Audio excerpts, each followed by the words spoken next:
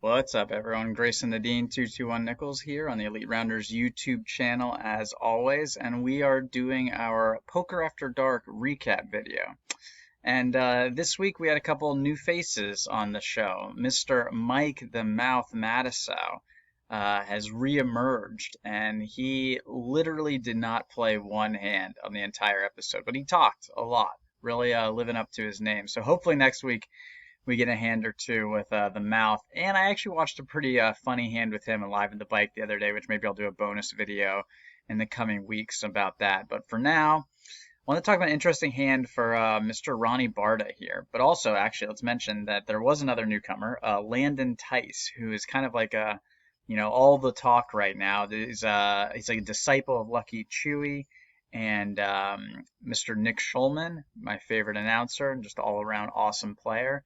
And the kid played really well. He's like a new 21, 22-year-old wonder kid, essentially, and he played pretty solid for his debut. So the hand in question today did not involve him, but hopefully we get to go over one of his or the mouths next week. So definitely tune in to check that out. But today I did want to talk about a little spot that I thought was interesting, and it really hammers home a concept that I run into with students quite often.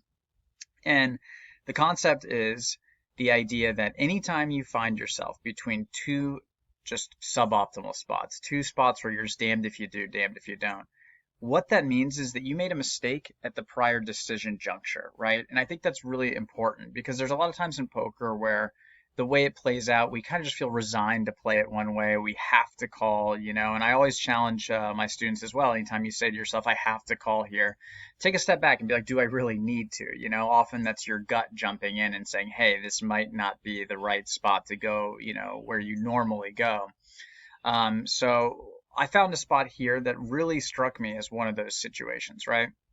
So the game at hand is a 5100 game, and Landon straddles under the gun to 200, and Mr. Stapuchin, the Kung Fu master you might recognize from our old videos, raises it up to 700 with kings, and he gets called by this guy Abayev, who has been really tight, all right? So, under the gun raise, granted Stapuchin's been pretty active, so I guess his range could be fairly wide, but Abayev's been really tight, right? So the action comes to Ronnie with king queen off in the big blind, right?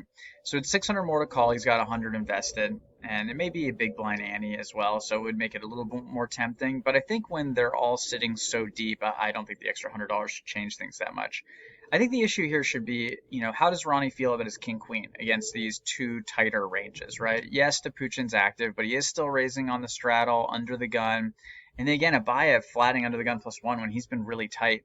It just strikes me as a spot where it's very likely that one of these opponents has ace king or ace queen or better even in these spots, right?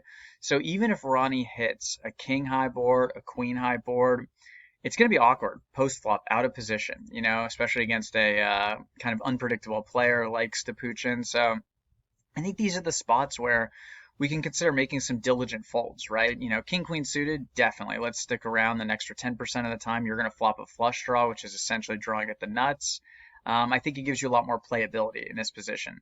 Hell, say it's just Stapuchin raising and Abayev didn't call. I also like calling with king, queen here. I think it's the combination of the UTG raise and the UTG1 flat, plus Ronnie being out of position with the king, queen, that makes me think that maybe we can just let this one go, right?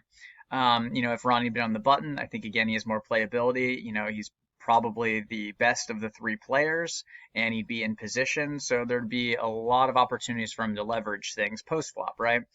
But I do think this is a spot where immediately when I was watching this, I was like, damn, I think he should, obviously it's tough because we see the cards, but I was thinking like this is probably a spot where he should just let this go. Hands like king, queen off, even like ace, jack off, ace 10 off are going to be, especially ace 10 off, are going to be kind of awkward in this situation, right? So unfortunately, he does call, and what proceeds to happen is a lot of like what I just mentioned, right? Money flop for Mr. Bardah, queen high, rainbow, and he checks. Stapuchin c-bets about half pot, and Abayev calls. And I don't think there's anything Ronnie can do but call here, kind of like I mentioned earlier, right? There's just no option. It's an easy call for him, a top pair, second kicker. And so I think it's pretty standard at this point. Turns the 6 of hearts. Again, not changing anything from the flop, right? Stapuchin fires around half pot once again, right? 3,500. That's 60% of the pot. And now the action gets a little tougher. Ronnie has about 10,000 left, and it's 3,500 to call, right? Now, again, like I said, I think the hand plays itself out post flop. I believe the only spot he could really escape here would have been pre-flop, right? Based on the perceived ranges. Now, Stapuchin's active. He's got his freaking kung fu thing on, and he's got his empty cup and his chicken wing, and, the guy is just all over the place. So it's really hard to fold a queen to this guy when you've seen him do so much stuff, right? He can have a lot of semi bluffs. King Jack, Jack 10, King 10, maybe even something like 8-10, which was a gut shot on the flop, like 8-10 suited, and then turn the double gutter with the 6. All those make a lot of sense for him. So there's just no way Ronnie can find a fold in this spot. And sure enough, the river, total brick as well. And Ronnie checks, and Stapuchin puts them all in, and this is, again, just not the spot you want to be in here. And once he finds himself in the spot, I don't see how Ronnie can fold. I think it's just a difficult spot. He gives him the old stare down. Stapuchin goes stone cold, doesn't give anything off.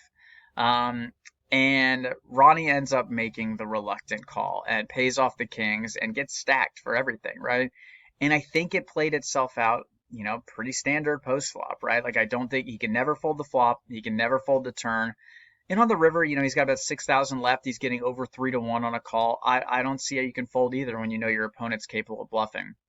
However, I think the king that Ronnie has is kind of problematic because I do think that a lot of the hands that Stapuchin would be bluffing, like we mentioned, would be King Jack or King 10 for missed straight draws. So Ronnie does block those, so it's less likely that Stapuchin has them. He's not going to value bet worse. This is a pure bluff catcher at this point. So Ronnie's really hoping that he flips over Jack 10 or 8-10 for the most part, maybe even a 7-8 suited or something in this spot.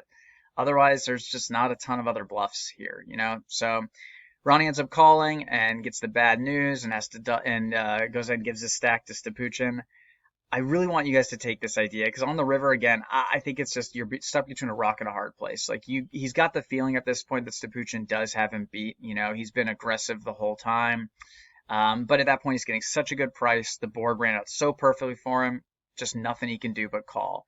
So really harness that idea that anytime you find yourself in a difficult spot later on, it might mean that you made a mistake at an earlier juncture, right?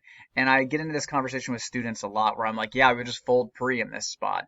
And then we see what happens afterward. They end up getting into really difficult spots later. So try to be 2 steps ahead.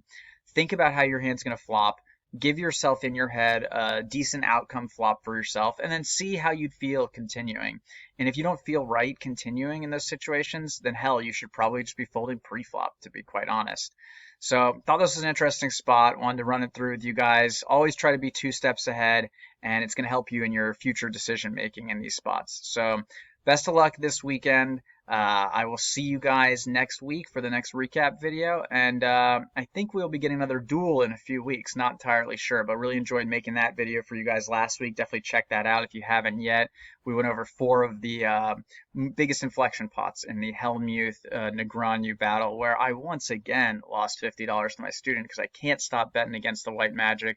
When will I learn? Probably never, guys. Probably never. Best of luck this weekend, everyone. I will see you guys all soon. Peace.